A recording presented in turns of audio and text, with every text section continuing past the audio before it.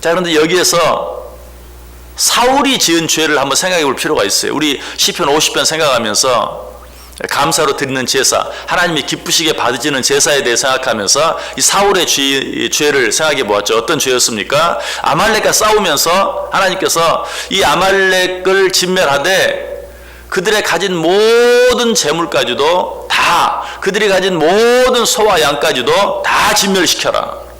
근데 사울이 그대로 했습니까? 안 했습니까? 하지 않았어요.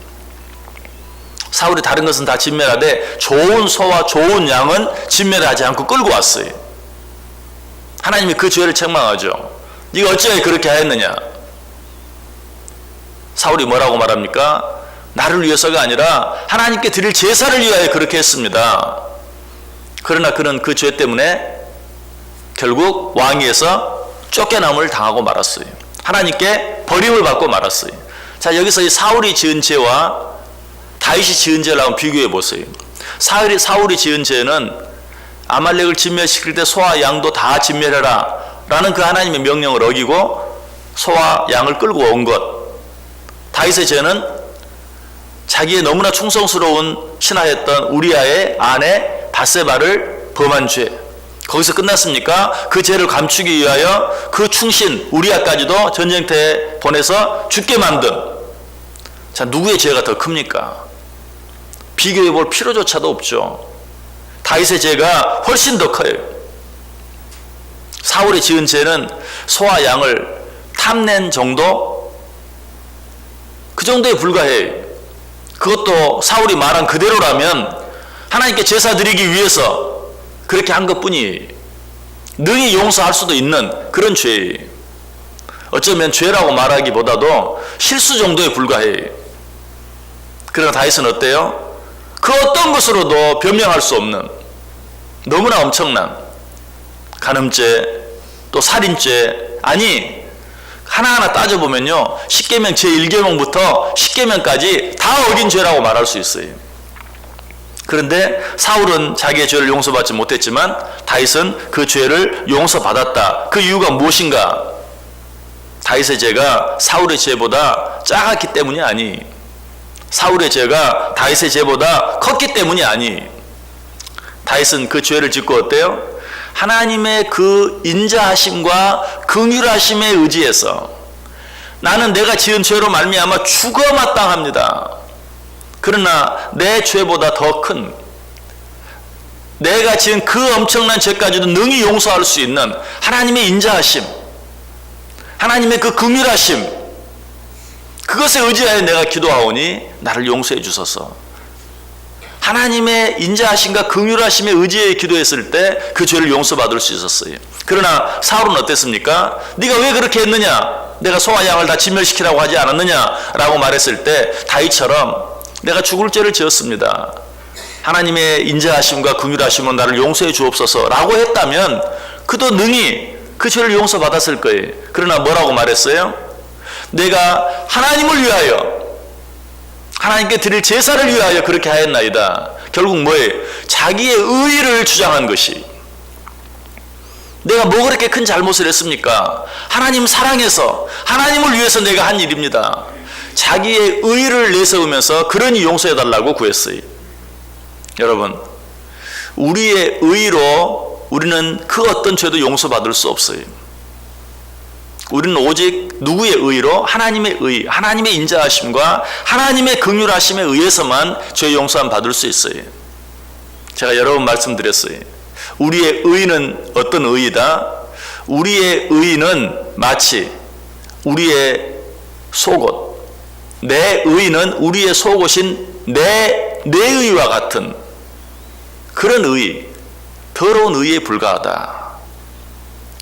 오직 우리의 죄를 용서할 수 있는 의의는 내 의의와 같은 내 의의가 아니라 오직 하나님의 의의, 하나님의 의의에 의지할 때만 우리는 어떤 죄라도 용서함 받을 수 있는 것이. 왜? 하나님의 그 의의, 하나님의 그 인자하심, 하나님의 그 긍휼하심은 우리의 어떤 죄보다 크기 때문에 그래요. 우리의 그 모든 죄까지도 능히 덮을 수 있을 만큼 크고 높고 넓고 깊기 때문에 우리가 그 하나님의 의에 의지할 때 우리는 우리의 모든 죄라도 다 용서받을 수 있다. 그래서 사도 바울은 뭐라고 말합니까? 이 하나님의 크신 은혜와 사랑 가운데서 우리를 끊어놓을 수 있는 것이 없다. 우리를 끊어놓을 수 있는 자가 없다. 로마서 8장 38절 39절에 말합니다. 내가 확신하노니 사망이나 생명이나 천사들이나 권세자들이나 현재일이나 장래일이나 능력이나 높음이나 깊음이나 다른 아무 피조물이라도 우리를 우리 주 그리스도 예수 안에 있는 하나님의 사랑에서 끊을 수 없느니라. 믿으십니까? 여러분, 이것이 우리가 믿는 우리 하나님의 인자하심이요 우리 하나님의 긍휼하심이. 다윗은 이 사실을 알았어요. 이 하나님의 사랑을 알았어요. 바울의 기도대로 말하면 이 하나님의 사랑의 높이와 깊이와 크기와 넓이를 알았던 것이. 그래서 감히 입을 열 수도 없을 만큼 큰 죄를 짓고도 하나님 이 죄를 깨끗이 지워주옵소서, 맑게 씻어주옵소서, 어쩌면 너무나 뻔뻔하게 보이는 그런 기도를 드릴 수 있었던 것이. 왜 그랬다고요? 하나님의 사랑이 얼마나 큰 것인지를 알았기 때문에. 여러분, 이 세상의 모든 사람은 태어날 때부터 죄인이라고 그랬어요. 태어날 때부터 죄인일 뿐만 아니라 이 세상을 살면서도 죄를 짓지 않고 살아가는 사람은 한 사람도 없어요. 그렇다면 우리에게 가장 필요한 것은 무엇입니까? 아까 말씀드린 그대로 선천적인 무서운 질병을 가지고 태어난 사람에게 가장 필요한 것이 자기의 병을 돌봐줄 수 있는 의사와 병원인 것처럼, 태어날 때부터 죄를 가지고 태어나고 살면서도 죄를 지으며 살아가는 우리들에게 가장 필요한 것은 그 죄를 능히 덮고 씻고도 남을 만한 하나님의 인자하심과 하나님의 긍휼하심 뿐이. 오늘 하루 어떻게 살기를 원하세요? 이 하나님의 긍휼하심, 이 하나님의 인자하심을 잊어버리지 말고 사세요. 그렇다고 하나님이 인자하시니까, 하나님의 긍휼이 많으시니까 아무 죄라도 짓고 살라는 말이 아니. 우리가 설령 죄를 짓지 않았다 할지라도 우리는 태어날 때부터 죄인이, 죽을 수밖에 없는 죄의 질병을 가지고 태어난 자들이, 그런 우리들은 그 하나님의 은혜와 사랑을 기억하고 어떤 일이 있을 때라도 그 하나님의 은혜와 사랑 앞으로 나아가서 하나님께 모든 것을 아뢰고 하나님께 모든 것을 구하고 하나님께 모든 것을 기도하며 살아가야 된다. 우리는 그것밖에는 살 길이 없는 자들이다. 오늘 하루 이 하나님의 사랑, 이 하나님의 긍휼하심, 이 하나님의 인자하심, 이 하나님의 자비하심, 이 하나님의 은혜에 의지해서 오늘 하루 우리를 공격하고 우리를 넘어뜨리려고 하는 많은 세상의 죄악 가운데서 우리를 능히 지켜내고 그 모든 것들을 능히 이겨내며 살아갈 수 있는 저 여러분 꼭 될 수 있기를 주님의 이름으로 간절히 축원합니다. 기도하겠습니다.